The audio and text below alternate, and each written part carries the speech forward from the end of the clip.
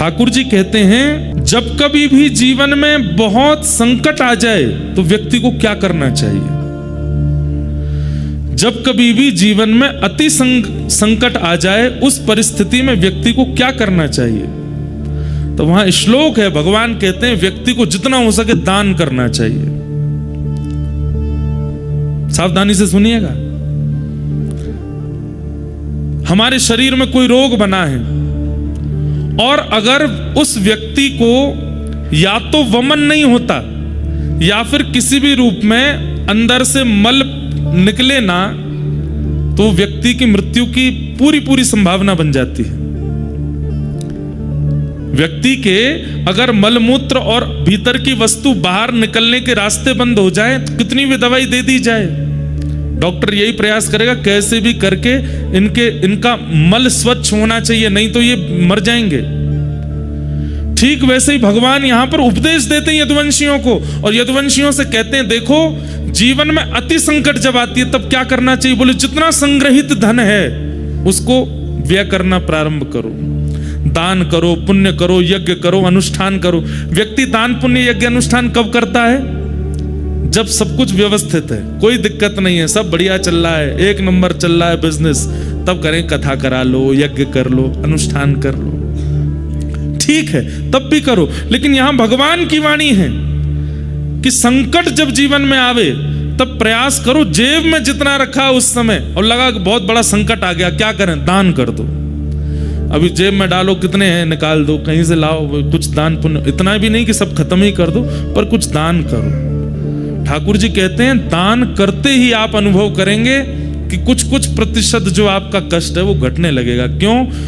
संग्रहित धन ही कष्ट का कारण बना है, और उसको जैसे ही आप दान करोगे ठीक हो जाता है। तो भगवान ने यदुवंशियों से कहा कि आप सब लोग सोमनाथ चलो, और सोमनाथ में जाकर के हम लोग यज्ञ करेंगे, दान करेंगे, और वहां सोमेश्वर महादेव से प्रार्थना करेंगे जिस प्रकार आपने चंद्रमा के शाप का हरण किया, यदुवंशियों के शाप का भी हरण करो। यदुवंशी सब खुश हो गए, वाह वाह वाह वाह वाह, चलो चलो चलो तैयारी करो। पर दूर बैठे उद्धव भगवान की ओर देख रहे थे, और भगवान की ओर देखते हुए कह रहे थे, बोले नाथ आप ये सब क्या कर रहे हैं, मैं सब समझ रहा हूं। क्यों? अरे द्वारिका में कितनी यदुवंशी हैं पता है? भगवान का कुल कितना बड़ा है? कहते हैं कि द्वारिका जब विराजमान थी उस समय द्वारिका के बच्चों को पढ़ाने के लिए, अनुमान लगाइएगा, 4 करोड़ अध्यापक हैं, और एक अध्यापक के नीचे 40 बच्चे पढ़ते हैं। अब बच्चों से हिसाब लगाओ कितने बच्चे हैं, कितने इनके माता पिता हैं, कितने इनके दादी दादा हैं, उससे अनुमान लगा लीजिए कि यदुवंश कितना बड़ा था। जो समुद्र में डूब चुकी द्वारिका वो छोटी नहीं थी, विशाल थी। इतने बृहद यदुवंश था कि ठाकुर जी को एक दिन चिंता हो गई, और ठाकुर जी एक दिन रुक्मणी जी से बोले मथुरा अच्छा था, व्रज अच्छा था। बोले क्यों? यहां कभी कोई उत्सव ही नहीं होता, कभी कोई मनोरथ ही नहीं होते, कभी कुछ होता ही नहीं है बढ़िया, द्वारिका जब से बनी है। तब एक दिन वसुदेव जी ने कन्हैया से कही, बोले लाला हमारो यदुवंश इतनो बड़ो है, कभी कोई की मृत्यु है जाए, कभी कोई को जन्म है जाए, कभी हम सूतकन में रहे, कभी हम सोवरन में रहे, कब पता चली सूतक दूर भयो तो सोवर है गए, सोवर भयो तो सूतक है गए। अरे 3 सूतक चल रहे हैं एक साथ, क्यों? इतना बड़ा परिवार है। भगवान बोले करता हूं इसका निधान, और भगवान ने सूतक, सोवर, पातक आदि सब लोगों को बुलाया, उनमें शाप भी आया, और सबसे भगवान ने कहा देखो तुम लोग किसके लिए बने हो? लोग किसके लिए बने हैं? मानवों के ऊपर चढ़ने के लिए बने। बोले मानवों के ऊपर ब्रह्मा ने बनाई हुई जो सृष्टि है वहां जाकर के आक्रमण करो। ये भूमि द्वारिका की ब्रह्मा ने नहीं बनाई, ये भूमि तो विश्वकर्मा ने बनाई है। इसलिए यहां आप आकर के विघ्न मत डालो, और उस दिन से द्वारिका में नियम बन गया, किसी की भी मृत्यु होती है, किसी का भी जन्म होता है, तो मृत्यु जिस घर में होती है उन लोगों को सेवा दी जाती है कि भाई तुम लोग 13 दिन का अपना सब कर्म करो, बाकी पूरे नगर में सूतक नहीं लगता, और बालक के जन्म होने पर सोवर नहीं लगता। और तब से द्वारिका में उत्सव प्रारंभ हो गए। लेकिन आज जब सब यदुवंशी आए कि शाप लग गया, यदुवंशी जब चले गए तो उद्धव ने यही बात भगवान को याद कराई।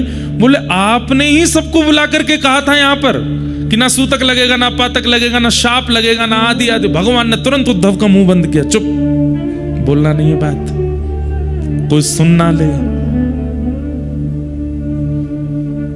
उद्धव बोले मुझे सच सच बताइए, यदुवंशियों को शाप लगा है?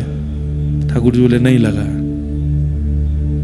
और आप इनको नाव दरिया पार करा करके सौराष्ट्र ले जाएंगे, सोमनाथ, और वहां चरण रखते ही इनको शाप लग जाएगा? ठाकुर जी बोले हाँ। आप शाप लगवाने ले जा रहे हैं इनको, शाप मुक्त कराने नहीं लेके जा रहे हो। क्यों? भगवान बोले उद्धव, बल, सुनिएगा, इतनी सुंदर, मैं तो मतलब मुझे कभी कभी ये लग रहा है मैं श्रोता क्यों नहीं हूं, मैं वक्ता क्यों हूं, इतनी अच्छी वाणी है। ठाकुर जी क्या कह रहे हैं? उद्धव, बल अगर पराधीन है तो वो वही बल राक्षस बन जाता है, इसलिए बल सदैव किसी के अधीन होना चाहिए। यदुवंशियों में बल है, पर ये धीरे धीरे धीरे धीरे सब पराधीन होते जा रहे हैं, ये मेरे अधीन नहीं है। और एक दिन ऐसा आएगा कि यदुवंशी अपने बल की पराधीनता से पूरी पृथ्वी का भक्षण कर लेंगे, क्योंकि मैं ईश्वर हूं इस बात का अभिमान करते हैं। इस बात की धन्यता नहीं है इनके अंदर कि हम भगवान के वंशज हैं। कितनी अच्छी बात कह रहे हैं ठाकुर जी कि बल चाहे बुद्धि का हो, बल चाहे धन का हो, बल चाहे शरीर का हो, बल चाहे विवेक का हो, वो सदा पराधीन होना चाहिए, दूसरे के अधीन होना चाहिए। अगर आपका बल और उस बल के ऊपर कोई दंड देने वाला नहीं है तो आप अपने बल से राक्षस बन जाओगे। रावण राक्षस कैसे बन गया? बल को नियंत्रित करने वाला ऊपर कोई है नहीं। हिरण्यकश्यप राक्षस कैसे बन गया? कंस राक्षस कैसे बन गया? क्योंकि उस बल को अंकुश लगाने वाला कोई नहीं है ऊपर। और मानव भी, हम आप सब भी राक्षस क्यों बन जाते हैं? जब हम अपने बल का, हमको कोई अंकुश नहीं होता, उस बल के ऊपर कोई पराधीनता नहीं होती।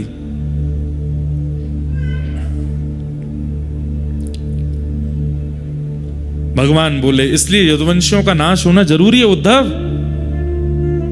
और मैं इन लोगों को लेके जाऊंगा, लेकिन तुम नहीं जाओगे। क्यों? मैं भी तो यदुवंशी हूं, मैं क्यों नहीं जाऊंगा? तो भगवान बोले उद्धव, कोई तो एक रहना चाहिए ना जो मेरी भक्ति का, मेरे भाव का, मेरे ज्ञान का, मेरे धर्म का आगे तक प्रचार कर सके। और फिर इसी विषय को ठाकुर जी यहां उद्धव के चित्त में विरक्ति आवे, भक्ति आवे, त्याग आवे। और वो कैसे आएगा? उद्धव यहां प्रश्न करता जा रहा है और ठाकुर जी उसको उत्तर देते जा रहे हैं। वही उद्धव कृष्ण संवाद है। अब हम चलते हैं, ये मध्य का भाग छोड़ दिया मैंने, जो उद्धव कृष्ण संवाद है। भूमिका प्रारंभ की बता दी कि उद्धव कृष्ण संवाद प्रारंभ कहां से होता है, कि उद्धव चरणों में बैठा है और चरणों में बैठ करके कह रहा है कि आप मुझे छोड़ करके क्यों जा रहे हैं? मुझे भी शाप क्यों नहीं लगवा रहे हैं? मेरा पूरा परिवार है, मैं भी यदुवंशी हूं, आप मेरे भाई हैं, ये सब मेरे चाचा ताऊ सब मेरे हैं, मुझे भी अपने साथ ले जाइए, मुझे अकेला क्यों छोड़ के जा रहे हैं? इसी ज्ञान का उपदेश देने के लिए ठाकुर जी अब यहां उद्धव को उद्धव गीता सुनाएंगे और उद्धव धीरे धीरे प्रश्न करेंगे और ठाकुर जी उनको बताएंगे। अब चलते हैं इसके अंत में। अंत में क्या होगा? जैसे उद्धव का ज्ञान पक्ष पूर्ण हो जाएगा, भगवान उद्धव को आज्ञा करते हैं, क्या उद्धव, अब मेरे जाते ही द्वारिका डूब जाएगी, तुम कहां जाओगे? उद्धव जी के मन में आया कि मुझे एक ही जगह भेज सकते हैं, ये कहां? वृंदावन। क्योंकि मैं शाम तक की कह के गया था इनसे कि मैं शाम को आ जाऊंगा, और 6 महीने तक उद्धव नहीं आए थे लौट करके। और उद्धव जी ने वहां पर झोली फैला करके मांगा भी था, आशा महो चरण रेणुज श्याम हम श्याम, वृंदावने किमपि गुलमलतोषधीनाम।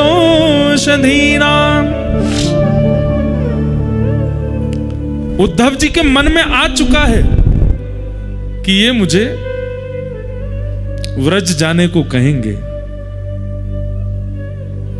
और उद्धव जी थोड़ी तैयार भी उसी तरीके से होने लगे थे। भगवान बोले, उद्धव बोले कि ठाकुर जी द्वारिका डूब जाएगी आपकी जाति। बोले जी तो मुझे कहां जाना है? भगवान बोले बता रहा हूं। बोले मुझे पता है कहां जाना है। बोले कहां जाओगे? बोले व्रज।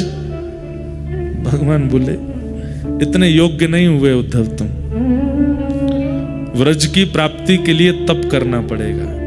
और वो तप कहां होगा? बोले बद्रिकाश्रम। श्रीमद् भागवत के उत्तर महात्म्य में स्पष्ट लिखा है। बोले क्या? व्रज की प्राप्ति, वृंदावन की प्राप्ति, चाहे वृक्ष के रूप में हो, चाहे मानव के रूप में हो, चाहे कोई कीड़ा के रूप में हो, चाहे किसी भी रूप में हो, व्रज में जन्म तब तक नहीं मिलेगा जब तक बद्रीनाथ में तप नहीं किया गया होगा। बद्रीनाथ की तपस्या ही वृंदावन में जन्म देती है। तो पहला प्रश्न मेरे चित्त में जो आया था कि उद्धव को व्रज क्यों नहीं भेजा भगवान ने, बद्रीनाथ जाने को क्यों कहा? क्योंकि उत्तर महात्म्य में लिखा है क्या? साधन भूमि बदरी। बद्री क्या है? बोले साधन भूमि है, और फल भूमि व्रज भूमि। बद्रीनाथ साधन भूमि है, यहां किया गया तप, यहां किया गया जप, यहां किया गया अनुष्ठान, यहां किया गया किसी भी प्रकार से भगवत सम्मिलन का अनुष्ठान, उसका फल क्या मिलेगा? बोले वृंदावन मिलेगा।